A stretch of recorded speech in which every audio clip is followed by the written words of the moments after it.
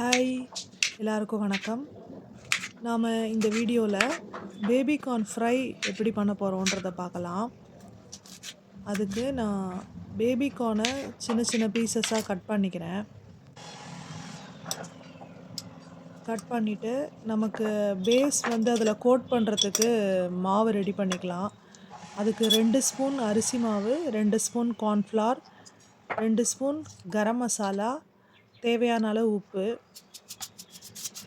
தேவைப்பட்டால் இஞ்சி பூண்டு பேஸ்ட் போட்டுக்கலாம். பட் நான் இதில் சேர்க்கலை. கரம் மசாலா வாசனையே எங்களுக்கு போதுன்றதால நான் அப்படியே விட்டுட்டேன்.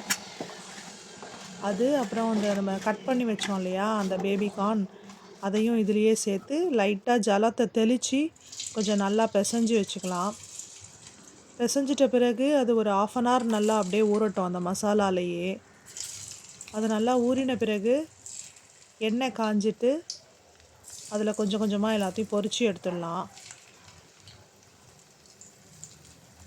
பேபிக்கார்னை சில பேர் முன்னாடி தண்ணியில் வேக வைப்பாங்க. நான் இதில் வேக வைக்கலை, அப்படியே பண்ணிட்டேன். வேக வைக்கணுன்ற அவசியம் இல்லை, நம்ம டைரெக்டாக கூட கட் பண்ணி அப்படியே சேர்த்துக்கலாம். எண்ணெய் நல்லா காஞ்ச உடனே சிம்மில் வச்சிடலாம்.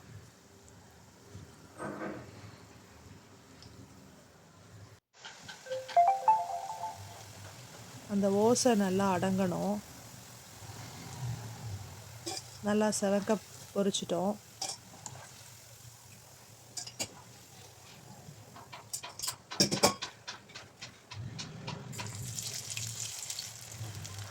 பேலன்ஸ் இருக்கிறதையும் பொரிச்சு எடுத்துக்கலாம்.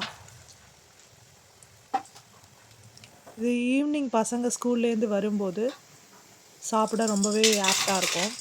ஓகே, இந்த வீடியோ இதோட முடியுது. பாய்.